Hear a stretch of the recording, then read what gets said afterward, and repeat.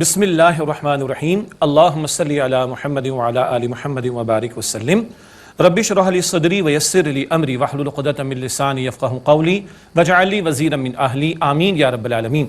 ناظرین کرام السلام علیکم ورحمۃ اللہ وبرکاتہ۔ ہماری دعا ہے کہ آپ جہاں کہیں بھی ہوں اللہ تعالیٰ مجھے آپ کو ہم سب کو اپنے حفظ و امان میں رکھے، عافیت و سلامتی عطا فرمائے۔ دور تجربہ قرآن کا سلسلہ جاری، سعادت ہمیں میسر آ رہی ہے اللہ پاک کے کلام کو سمجھنے کی اور تشریح کو جاننے کی۔ سورۃ البقرہ کا مطالعہ کر رہے ہیں، انفاق فی سبیل اللہ کا موضوع جاری ہے۔ 37ویں رکوع کا آغاز کر رہے ہیں، سورۃ البقرہ کی آیت نمبر 267 انفاق کا ذکر ہے، انفاق فی سبیل اللہ کے آداب کا بیان ہے اور انفاق کا بہترین مصرف کیا ہے اس کو بھی اس رکوع میں بیان کیا گیا۔ اعوذ باللہ من الشیطان الرجیم، بسم اللہ الرحمن الرحیم۔ یا ایھا الذین آمنوا، اے ایمان والو، انفقوا من طیبات ما کسبتم، اس میں سے جو تم پاکیزہ چیزیں کماؤ خرچ کرو، ومما اخرجنا لکم من الارض، اور اس میں سے جو ہم نے نکالا تمہارے لیے زمین سے۔ دو باتیں ہیں، پاکیزہ جو کماؤ اس میں سے خرچ کرو، پاکیزہ کھانے کا حکم بھی ہے، ذکر آتا رہا اور آئندہ بھی آئے گا، اور پاکیزہ میں سے خرچ کرنے کا حکم ہے۔ حدیث مبارک ہے اللہ تعالیٰ طیب ہے، طیب ہی کو قبول فرماتا ہے۔ حرام مال سے کیا ہوا صدقہ حدیث مبارک مسلم شریف میں اللہ کے قابل قبول نہیں ہے۔ یہ جو آج ہمارے تصور ہے نا، سود خوری بھی چل رہی ہے، جائیدادیں بھی ہڑپ ہو رہی ہیں، پلاٹوں پہ قبضہ بھی کیا جا رہا ہے، حرام کے دیگر ذرائع اختیار کی جا رہے ہیں، لوگوں کو لوٹا جا رہا ہے، اس کے بعد افطار کرا دو، اس کے بعد یتیم کو پیسے دے دو، اس کے بعد یہ کر لو۔ او بھائی، اللہ کے پیغمبر فرماتے صلی اللہ علیہ وسلم اللہ طیب ہے، پاک ہے، پاک کو قبول فرماتا ہے، اور حرام میں سے دیا ہوا صدقہ قبول نہیں ہوتا۔ کلیئرٹی رہنی چاہیے، اللہ ہمیں توفیق عطا فرمائے۔ دوسری بات، وَمِمَّا أَخْرَجْنَا لَكُم مِّنَ الْأَرْضِ، اور اس میں سے جو ہم نے نکالا تمہارے لیے زمین سے، مراد زمین کی فصل پر عشر دینا چاہیے۔ کیش اینڈ کیش ایکویلنٹس میں ہم زکوٰۃ دیتے ہیں سالانہ 2.5%، اور فصل اگر ایک زمین سے 2 مرتبہ آ رہی تو عشر 2 مرتبہ دینا ہوگا۔ پاکستان زرعی ملک ہے، بہت بڑا طبقہ ہمارا آبادی کا زراعت سے منسلک ہے، مگر بہت بڑی کوتاہی اس معاملے میں ہے کہ عشر ادا نہیں کیا جاتا۔ عشری زمین، خراجی زمین، یہ کچھ مباحث اس کی تفصیل میں نہیں جا رہے، کم سے کم عشری زمین اگر مانتے ہیں تو عشر تو ادا کرنے کی کوشش کریں۔ اللہ تعالیٰ نے جس طرح زکوٰۃ لازم کی ہے اسی طرح فصل پر عشر کو بھی لازم کیا۔ اللہ تعالیٰ ان ہمارے بھائیوں کو، ساتھیوں کو جن کے پاس زمینداری کا معاملہ ہے، فصل اگتی ہے، سال میں 2 مرتبہ آئے گی تو 2 مرتبہ ان کو عشر دینا ہوگا۔ مسائل علماء سے پوچھیں اور تاکہ شریعت کے اس حکم پر بھی عمل درآمد ہو سکے۔ آگے فرمایا وَلَا تَيَمَّمُوا الْخَبِيثَ مِنْهُ تُنْفِقُونَ وَلَسْتُمْ بِآخِذِهِ إِلَّا أَن تُغْمِضُوا فِيهِ، اور اس میں سے ردی شے خرچ کرنے کا ارادہ نہ کرنا جبکہ تم خود اس کو لینے والے نہیں، الا یہ کہ تم چشم پوشی کر جاؤ۔ کیا مطلب؟ یعنی اللہ کی راہ میں خرچ کرو تو اچھا اور ستھرا اور بہترین خرچ کرو، یہ نہیں کہ سارا کچھ تو خود استعمال کریں گے، بچا کچا دے دیں گے، ہاں بچے گا تو کچھ اللہ کی راہ میں دیں گے، نہ، بیسٹ اللہ کی راہ میں جانا چاہیے۔ اللہ ہمیں توفیق عطا فرمائے۔ کپڑا وغیرہ کچھ بچ گیا تو ضائع ہونے سے بہتر ہے کسی کے استعمال میں آ جائے، لیکن کیا اچھا ہو، عید کی شاپنگ ماشاءاللہ جی اربوں روپے کی ہم کرتے ہیں عید کی شاپنگ، اللہ تعالیٰ برکت عطا فرمائے، لیکن وہ غربا جو عید کی شاپنگ کو افورڈ نہیں کر سکتے، اگر ایک جوڑا ان کے لیے بھی لے لیں تو کیا یہ اچھی بات ہے، 4 اپنے بچوں کے لیے لیے ہیں تو ایک بچے کسی غریب کے لیے بھی لے لیں تو کیا یہ اچھی بات ہے۔ تو اللہ کی راہ میں اچھا، بہتر، عمدہ پیش کرو، ایسا نہیں کہ تمہیں کبھی مجبوری آ جائے تو بڑی مشکل سے تم قبول کرو گے ردی قسم کی شے کو، تو جب راہ خدا میں دینے کی بات آ رہی تو بیسٹ پیش کرو نا۔ اپنے اخراجات، اپنے گھر کے اخراجات، اپنے گیجٹس کے اخراجات، اپنی اسکرینز کے اخراجات، اپنے شادی بیاہ کے مواقع اخراجات، کیا آگے بڑھ بڑھ کر ہم خوب ہو جو کہتے ہیں نا فرنٹ پر آگے چھکے لگانا، استغفر اللہ، خوب آگے بڑھ بڑھ کے خرچ، اور اللہ کی راہ میں خرچ کرنے کی بات آئے تو دیکھنا پڑتا ہے اچھا یہ تو نہیں ہو جائے گا، وہ تو نہیں ہو جائے گا۔ اللہ تعالی ہمارے حال پر رحم فرمائے۔ کیا نہیں ہو جائے گا وہ آگے اگلی آیت میں ذکر ابھی آ رہا ہے۔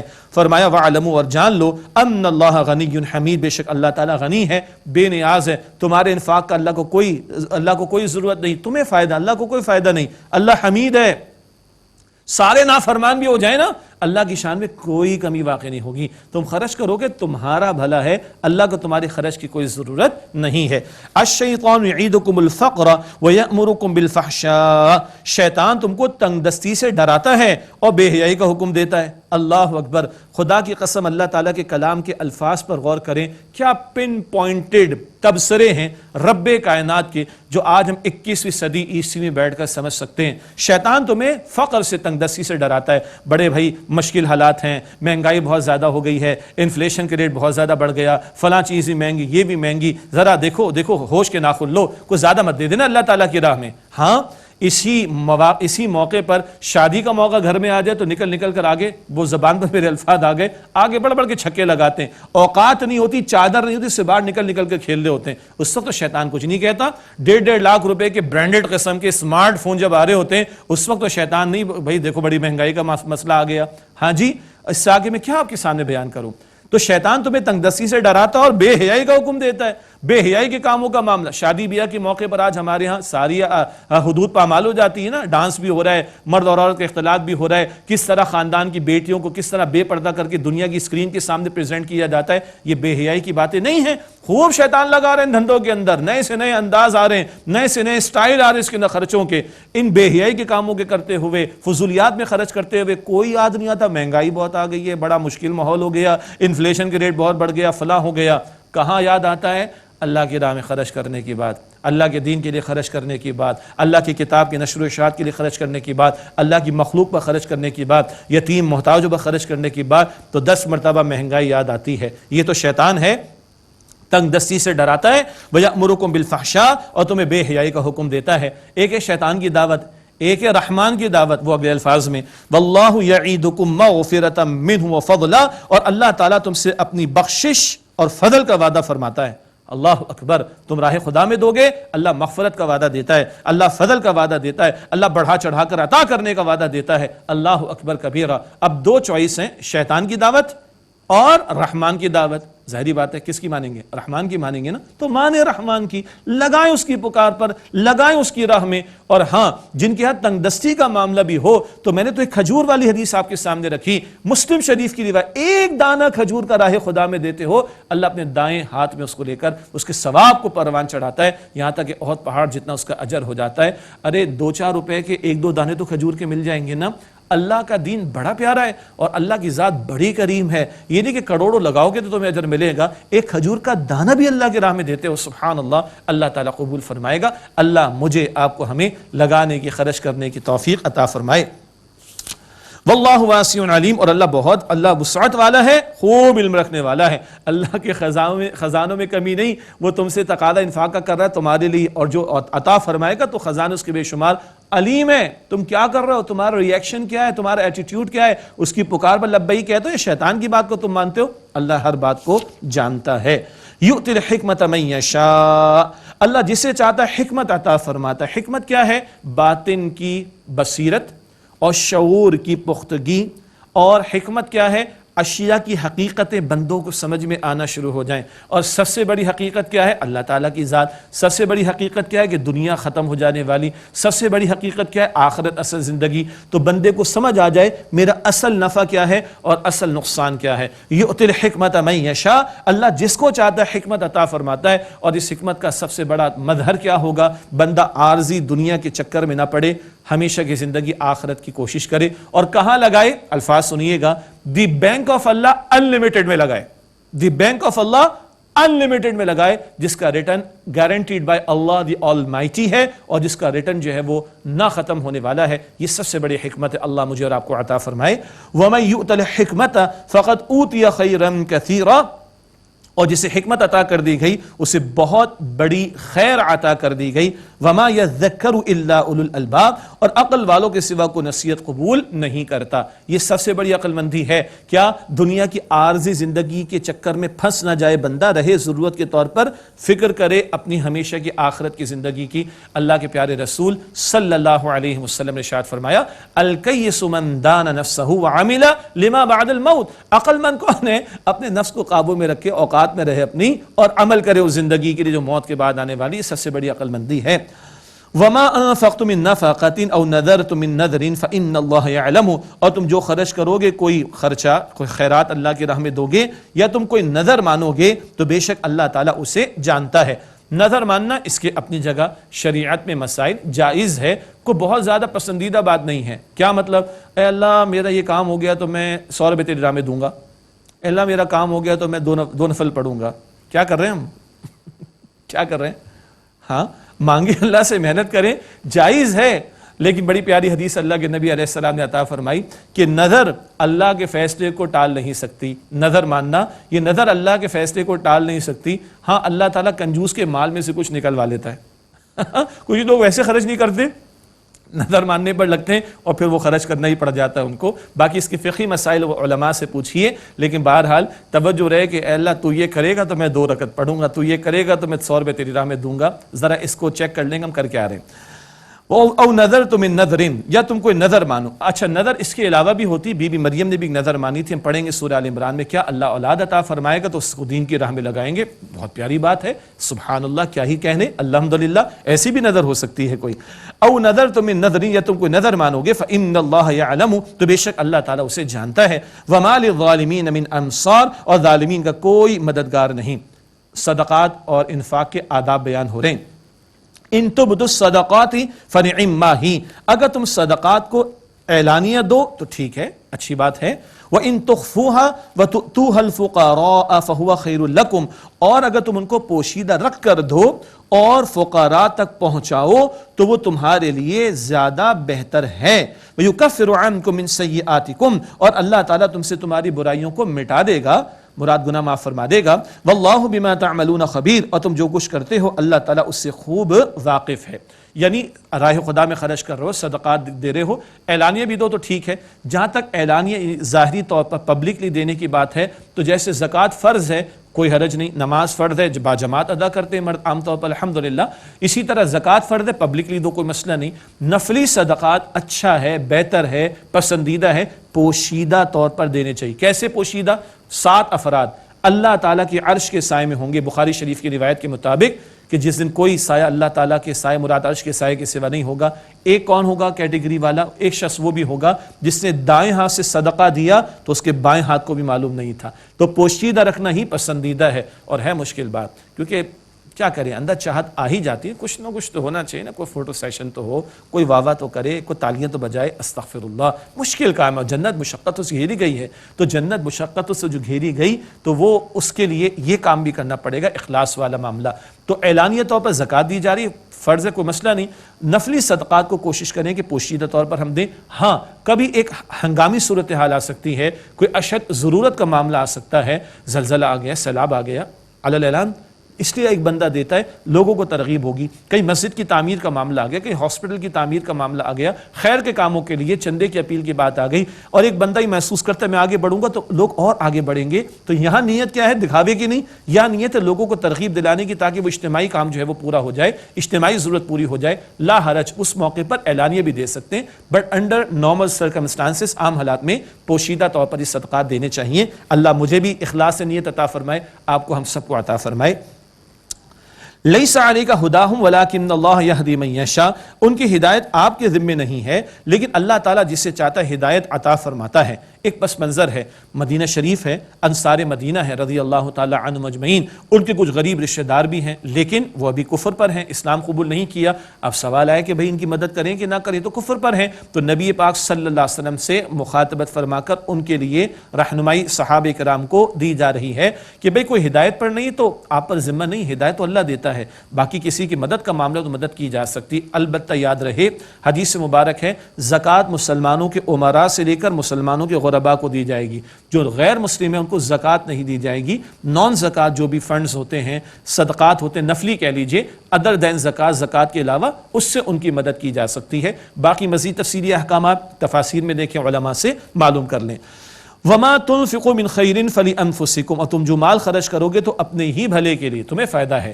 وما تنفقون الا ابتغاء وجہ اللہ، اور تم خرچ نہ کرو مگر اللہ تعالیٰ کی رضا حاصل کرنے کے لیے. پھر اخلاص نیت کا معاملہ بار بار آ رہا ہے. وما تنفقوا من خیر یوفى الیکم وانتم لا تظلمون، اور تم جو مال خرچ کرو گے تمہیں پورا پورا ملے گا اور تمہارے ساتھ زیادتی کا معاملہ نہیں کیا جائے گا، خوب بڑھا چڑھا کر اللہ تعالیٰ عطا فرمائے گا. حدیث مبارک بخاری شریف میں ہر دن 2 فرشتوں کا نزول ہوتا ہے. ایک عرض کرتا ہے اے اللہ جو دے رہا ہے خرچ کرا اسے اور دے، سبحان اللہ. اور ایک فرشتہ عرض کرتا ہے اللہ جو روک رہا ہے اس کا مال تباہ کر دے. اللہ اکبر کبیرہ. اللہ کی ذات بڑی غیور ہے. اللہ دنیا میں بھی بندے کو عطا فرماتا ہے, آخرت میں تو خوب ہے خوب ہے خوب ہے, ادھر بھی اللہ تعالیٰ بندے کو عطا فرماتا ہے. اللہ ہمیں خرچ کرنے کی توفیق عطا فرمائے. اگلی آیت کریمہ بتایا جا رہا ہے کہ اہم ترین مصرف کیا انفاق فی سبیل اللہ کا, کن لوگوں پر خرچ ہونا چاہیے, best of the best option کیا ہے یہاں پر, للفقراء الذین احصروا فی سبیل اللہ, ان فقراء کے لیے جو اللہ تعالیٰ کی راہ میں رکے ہوئے ہیں, لا یستطیعون ضربا فی الارض, وہ زمین میں جو ہے وہ چلنے پھرنے کی محنت کرنے کی طاقت نہیں رکھتے, یحسبوہم الجاہل اغنیاء من التعفف, انہیں ناواقف شخص ان کے سوال نہ کرنے کی وجہ سے مالدار سمجھ بیٹھتا ہے. تعرفهم بسیماہم, تم تو انہیں ان کے چہروں سے پہچان لوگے. لا یسألون الناس الحافا, وہ لوگوں سے لپٹ کر سوال نہیں کرتے. وما تنفقوا من خیر, اور تم جو مال خرچ کرو گے, فإن اللہ بہ علیم, تو بے شک اللہ سبحانہ وتعالی اس کو خوب جاننے والا ہے. وہ لوگ جو اللہ کی راہ میں رکے ہوئے ہیں مجاہدین بھی ہوں گے, اسی طریقے پر وہ لوگ کہ جنہوں نے دین کی خدمت کے لیے اپنے آپ کو وقف کر دیا. مختلف دینی جماعتوں میں بھی ایسے لوگ ہو سکتے ہیں کہ جنہوں نے اپنے کیریئر کو, اپنے دنیا کے اور امور کو چھوڑا اور دین کی خدمت کے لیے اپنے آپ کو وقف کیا. اس وقف کر دینے کی وجہ سے اب ان کے لیے ممکن نہیں کہ وہ معاش کی محنت کر سکیں, تو ایسوں کی کفالت کرنا, سپورٹ کرنا امت کی اجتماعی ذمہ داری بنتی. نظام خلافت اگر قائم ہو تو حکمراں یہ کام کریں گے, نظام خلافت قائم نہیں ہے تو امت کو یہ کام کرنا ہوگا, اور جو فل ٹائم اپنے آپ کو اسپیئر کریں گے اور معاش کی محنت نہ کر پائیں تو پھر ان کو سپورٹ کرنا امت کی ذمہ داری بنتی ہے. اور فرمایا جا رہا ہے وہ ایسے خوددار ہیں کہ وہ کسی سے سوال نہیں کرتے, ان کی خودداری بھی ہے. ہاں, وہ دین کو کمائی کا ذریعہ نہیں بناتے, دین کے نام پر دنیا پرستی کا معاملہ نہیں کرتے. ان کے چہروں سے تو کیا لگے گا تمہیں, ان کے چہروں کو دیکھو گے تو تم پہچان لوگے کہ ہاں یہ ضرورت مند ہیں, لیکن سوال نہ کرنے کی وجہ سے عام آدمی کیا سمجھتا ہے, ناواقف آدمی کیا سمجھتا ہے کہ یہ مالدار ہے, مگر ان کے خودداری کا معاملہ ہوتا ہے. ایسوں کو سپورٹ کرنی چاہیے. یہ مختلف افراد بھی ہو سکتے ہیں, اہل علم بھی ہو سکتے ہیں, اور مختلف اجتماعیتوں کے اندر دینی کارکن بھی ہو سکتے ہیں کہ جو وقف کر دیتے اپنے آپ کو اور دنیا کی معاش کی محنت سے اپنے آپ کو وہ اٹیچ نہیں رکھ پاتے, فل ٹائم انہوں نے اپنے آپ کو کھپا دیا. تو ایسوں کی سپورٹ کرنا امت کی ذمہ داری بنتی ہے. ایک اور اہم بات ہے, اللہ کے نبی علیہ السلام نے فرمایا کہ جو سوال نہ کرنے کی ضمانت مجھے دے میں اسے جنت کی ضمانت دیتا ہوں. اللہ اکبر. اور ایک حدیث مبارک میں آیا کہ جو بس دین کے نام پر دنیا داری کر رہے ہیں, ایسے لوگ ہیں آج بھی معاشرے کے اندر, دین کی آڑ لے کر دنیا پرستی میں مبتلا, استغفر اللہ, کہ جو بلا ضرورت سوال کرتا ہے اس کے چہرے پر قیامت کے دن گوشت بھی نہیں ہوگا. اور اللہ کے نبی علیہ السلام نے یہ بھی فرمایا حدیث مبارک میں کہ بلا وجہ بلا ضرورت کوئی مانگ رہا ہے وہ جہنم کے انگارے اپنے لیے تیار کر رہا ہے. یہ توازن قرآن کریم اور احادیث مبارکہ کی تعلیمات میں ہمارے سامنے آتا ہے. تو ہم وقت قسم کے وہ لوگ جو دین کے لیے اپنے آپ کو پریزنٹ کر دیں, دین کے لیے اپنے آپ کو وقف کر دیں, ان کو سپورٹ کرنا امت کی ذمہ داری. نظام خلافت قائم ہو جائے گا تو اسلامی ریاست یہ کام کرے گی, لیس دین دیٹ امت کو یہ کام کرنا چاہیے. البتہ ہمارے اساتذہ نے یہ بات سمجھائی کہ جو لوگ اپنے آپ کو دین کے کام کے لیے وقف کریں, بس وہ اتنا کہ جس پر ان کا گزارا ہو جائے. یہ فلرش ہونے والا معاملہ, دنیا میں خوب سے خوب کے ترقی تلاش کا معاملہ امت کے فنڈز کے اوپر یہ قطعاً مناسب جائز نہیں ہوگا. فرمایا کہ وما تنفقوا من خیر, اور تم جو مال خرچ کرو گے, فإن اللہ بہ علیم, تو بے شک اللہ تعالیٰ اس کو خوب جاننے والا ہے. اس کے بعد 38واں رکوع ہے. یہ 2 رکوع تھے جن میں انفاق کا ذکر آیا. بندے کے پاس مال اگر زیادہ ہے نا, حلال کی بات ہو رہی, تو بہترین مصرف کیا ہے, اللہ کی راہ میں لگاؤ, بڑھا چڑھا کر اللہ دے گا. اور بندے کے پاس مال موجود ہے اور اس کا بدترین مصرف کیا ہوگا, سود خوری پر لگا کر مال کمانے کی کوشش کی جائے. اب سود کی ممانعت اور اس کے بارے میں شدید ترین ڈراوا اس مقام پر اگلے رکوع میں 38 رکوع میں ہمارے سامنے تفصیل آئے گی انشاءاللہ. فرمایا رکوع نمبر 38 ہے, الذین ینفقون اموالہم باللیل والنہار سرا وعلانیۃ, وہ لوگ جو اپنا مال خرچ کرتے ہیں رات میں اور دن میں, پوشیدہ اور ظاہری طور پر بھی, فلہم اجرہم عند ربہم, پس ان کا اجر ان کے رب کے ہاں محفوظ ہے. ولا خوف علیہم ولا ہم یحزنون, ان پر نہ کوئی خوف ہوگا اور نہ وہ غمگین ہوں گے. بار بار آپ دیکھیے گا قرآن پاک میں کم و بیش 5 مقامات ایسے کم و بیش جہاں سود کی حرمت اور شناعت اور برائی کا ذکر ہے, ساتھ ساتھ انفاق کا ذکر آتا ہے. تو مال تمہارے پاس زائد ہے, بہترین مصرف ہے, بینک آف اللہ انلمیٹڈ میں لگا دو. اور مال تمہارے پاس زائد ہے, بدترین مصرف کیا ہے, سود خوری پر لگاؤ. درمیانی شکل کیا ہے, درمیانی شکل یہ ہے کاروبار میں لگا دو. نفع نقصان کی بنیاد پر لگا دو، پروفٹ اینڈ لاس بیسس پر لگا دو، جس کی شرعی شکلیں موجود بھی ہیں، وہ تفصیلات علماء سے معلوم کرنی چاہیے۔ اب آئیے ربا کا ذکر آ رہا ہے، فرمایا الذین یأکلون الربا لا یقومون الا کما یقوم الذی یتخبطہ الشیطان من المس، جو لوگ سود کھاتے ہیں وہ نہیں کھڑے ہوتے مگر اس شخص کی طرح کہ جس کے حواس کھو دیے ہوں شیطان نے چھو کر۔ اس کی دو تعبیرات ہیں، ایک تو قیامت کے دن ایسے کھڑے ہوں گے جس شخص کو شیطان نے چھو کر باولا کر دیا، پریشان و پاگل کر دیا ہو، سمجھ ہی کچھ نہیں آتی۔ اور ایک دنیا میں بھی سود خوروں کا عالم ایسا ہوتا ہے، کوئی رمق ان میں اخلاقی حس کی باتیں باقی نہیں رہتی، اور بس پیسہ ہی پیسہ، اور اسی چکر کے اندر پاگل بنے پھر رہے ہوتے ہیں۔ یہ دنیا میں بھی امکان ہے اور آخرت کا بھی ذکر کیا گیا تشریح میں۔ ذالک بانہم قالوا انما البیع مثل الربا، اس لیے کہ ان لوگوں نے کہا کہ تجارت در حقیقت سود کی طرح ہے۔ ارے تجارت اور سود ایک ہی شے تو ہے معاذ اللہ۔ بھائی 100 روپے لگائے کاروبار میں، 10 روپے کا نفع مل گیا 110، بھائی 100 روپے کسی کو دیے 110 واپس لے لیے، کیا حرج کی بات ہے؟ یہ لوگوں کی عقل کہتی ہے۔ اللہ کا حکم کیا فرما رہا ہے؟ وَأَحَلَّ اللَّهُ الْبَيْعَ وَحَرَّمَ الرِّبَا، اور اللہ تعالیٰ نے تجارت کو حلال فرمایا ہے اور ربا کو یعنی سود کو حرام قرار دیے۔ عقل کو نیچے رکھو اور اللہ کے حکم کو اوپر رکھو۔ اس کے کئی جوابات ہیں کہ سود خوری میں اور تجارت میں زمین آسمان سے زیادہ کا فرق ہے، مگر یہاں عقلی جواب کوئی نہیں دے رہے آپ کے سامنے۔ اللہ تعالیٰ فرما رہے اللہ نے تجارت کو حلال کیا اور اللہ تعالیٰ نے ربا کو حرام کیا۔ گویا ربا کیا ہے؟ ویسے تو فقہاء نے اس کی تعریف ایک حدیث مبارک کی روشنی میں بھی بیان فرمائی، آگے ذکر بھی آ جائے گا۔ قرض پر کوئی بھی اضافہ، قرض پر کوئی بھی اضافہ یہ ربا ہے جس کو شریعت نے منع فرمایا۔ پھر ربا کی اور تفصیلات، قرآن میں کس ربا کا ذکر، احادیث میں کس ربا کا ذکر، وہ تفصیل اپنی جگہ پر ہے، لیکن اصولی بات کیا؟ اللہ کا حکم کیا؟ وَأَحَلَّ اللَّهُ الْبَيْعَ وَحَرَّمَ الرِّبَا، اور اللہ تعالیٰ نے تجارت کو حلال فرمایا اور ربا کو حرام کیا ہے۔ فَمَنْ جَاءَهُ مَوْعِظَةٌ مِّن رَّبِّهِ فَانْتَهَىٰ فَلَهُ مَا سَلَفَ، پس جس کو نصیحت پہنچ گئی اس کے رب کی طرف سے پھر وہ باز آ گیا تو اس کے لیے ہے جو ہو چکا، پچھلا معاف۔ ہاں چوکنا رہو اور خبردار بھی رہو۔ وَأَمْرُهُ إِلَى اللَّهِ، اور اس کا معاملہ اللہ تعالیٰ کے حوالے ہے۔ ماضی کا معاف ہے لیکن ڈرو کہ پکڑ نہ ہو جائے۔ وَمَنْ عَادَ، اور جو پھر سود کی طرف لوٹ کر آئے، فَأُولَٰئِكَ أَصْحَابُ النَّارِ، تو وہی لوگ آگ والے ہیں، هُمْ فِيهَا خَالِدُونَ، وہ اس میں ہمیشہ رہیں گے۔ اللہ تعالیٰ کے کلام کی ٹون دیکھیں اگلے الفاظ میں، يَمْحَقُ اللَّهُ الرِّبَا وَيُرْبِي الصَّدَقَاتِ، اللہ تعالیٰ سود کو مٹاتا ہے اور صدقات کو بڑھاتا ہے۔ سود خوری کے بڑے برے بھیانک نتائج ہوتے ہیں۔ آج پاکستان میں ایک بچہ جو پیدا ہوگا 1,80,000 روپے سے زیادہ کا مقروض ہے سود کی تباہ کاریوں کی وجہ سے، اور بے روزگاری کا بڑھنا، مہنگائی کا بڑھنا، بہت سارے اور مفاسد اس کے اندر ہیں۔ چھوڑ دیں اس کو، صرف اللہ کے کلام کے الفاظ پر جو ہے غور کریں۔ یمحق اللہ الربا، اللہ تعالیٰ ربا کو مٹاتا ہے، ویربی الصدقات، اور اللہ صدقات کو بڑھاتا ہے۔ حدیث مبارک نبی علیہ السلام نے فرمایا صدقہ سے مال کبھی کم نہیں ہوتا۔ عقل کیا کہتی؟ 100 روپے تھے 5 روپے دے دیے تو کم ہو گئے نہ، حدیث کہتی ہے کہ بڑھ گئے۔ اللہ برکت دے گا، بڑھائے گا۔ اور حضور فرماتے کہ سود کا انجام مفلسی کے سوا کچھ نہیں۔ 100 دیے 110 واپس آئے، بڑھ گیا نہیں۔ قرآن بھی کہہ رہا ہے، حدیث بھی کہہ رہی ہے، یہ کم ہو گیا۔ یہاں اللہ تعالیٰ فرمایا اللہ تعالیٰ سود کو مٹاتا ہے اور صدقات کو بڑھاتا ہے۔ واللہ لا يحب كل كفار اثیم، اور اللہ تعالیٰ کسی ناشکر گنہگار کو پسند نہیں کرتا۔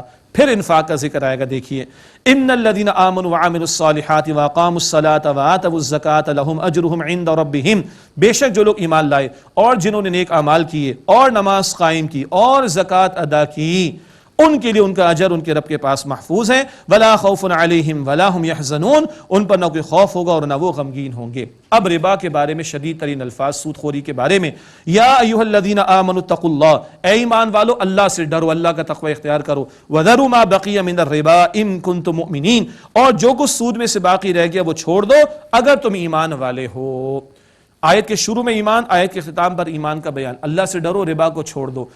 سود اور ایمان ایک جگہ جمع نہیں ہو سکتے۔ اللہ اکبر، یہ آیت بہت واضح ہے۔ اگلے الفاظ سنیں، فَإِن لَمْ تَفْعَلُوا فَأْذَنُوا بِحَرْبٍ مِّنَ اللَّهِ وَرَسُولِهِ، پھر اگر تم باز نہیں آتے، سود کا لین دین، سود کا معاملہ، سود کا کاروبار نہیں چھوڑتے، فَأْذَنُوا بِحَرْبٍ مِّنَ اللَّهِ وَرَسُولِهِ، تو اللہ تعالیٰ اور اس کے رسول سے جنگ کے لیے خبردار ہو جاؤ۔ یہ شدید ترین الفاظ ہیں اور بڑے بڑے گناہ، لیکن یہ اتنا بڑا گناہ ہے کہ اللہ اس کے رسول کی طرف سے جنگ کا اعلان، جنگ کا حاصل تباہی، پھر تباہی بربادی تمہارا مقدر ہوگی۔ اللہ کے نبی صلی اللہ علیہ وسلم نے فرمایا ہے، ابن ماجہ شریف کی روایت، سود کے گناہ کے 70 درجے ہیں، کم تر درجہ یہ کہ کوئی اپنی ماں کے ساتھ منہ کالا کرے، استغفر اللہ، اس قدر شدید جرم ہے، اور قرآن کیا بتا رہا ہے؟ اللہ اور اس کے رسول سے جنگ کے لیے تیار ہو جاؤ۔ اس شدید وعید کے حوالے سے ہمیں بہت زیادہ حساس ہونا چاہیے۔ سود کے معاملات سے تو بچیں، جہاں شبہ بھی آئے اس سے بھی بچنا چاہیے۔ فرمایا کہ وَإِن تُبْتُمْ فَلَكُمْ رُؤُوسُ أَمْوَالِكُمْ، اور اگر تم باز آ جاؤ تو تمہارے لیے تمہارا اصل مال ہوگا، پرنسپل اماؤنٹ۔ قرض پر کوئی بھی اضافہ وہ ربا ہے۔ باقی سود کی تعریف یہاں پر علماء نے بھی کر دی ہے، حکومتی سطح پر بھی ہو چکی ہے، عدالتوں کی سطح پر بھی ہو چکی ہے۔ اللہ ہمارے حکمرانوں کو ہدایت دے کہ وہ سود کے نظام کو ختم کرنے کی کوشش کریں، اور اللہ ہمارے عوام کو ہدایت دے کہ سود کے لین دین کی ہر شکل سے اپنے آپ کو بچائیں۔ باز آتے ہو، اصل اماؤنٹ، اصل زر تمہارا پرنسپل اماؤنٹ، لا تظلمون ولا تظلمون، نہ تم ظلم کرو نہ تم پر ظلم کیا جائے۔ تمہارا ظلم کرنا کیا ہے؟